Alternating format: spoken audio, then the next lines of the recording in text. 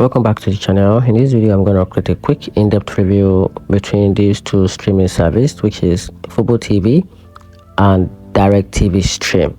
So let's dive into it. So talking about FuboTV is a great choice for sport fans, offering over 200 plus channel including regional sport network, international soccer, and unlimited DVR with up to 1,000 hours of storage. It's priced around $85 per month for the pro plan, though regional sport fee can push it closer to about $100 plus. Still, it delivers excellent value for anyone who wants expensive live sport coverage alongside with entertainment channel. So talking about DIRECTV stream, on the other hand, is a smarter or a better choice for household looking for a full cable-like experience.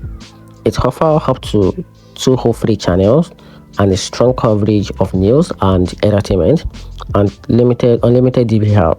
However, its choice plan can easily exceed about $100 a month once regional sport and equipment fee are factored in.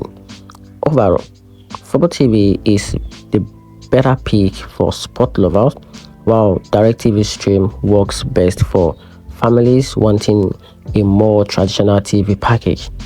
And that's it. Hope you find the video helpful. Hit the turn on notification button and subscribe for more videos.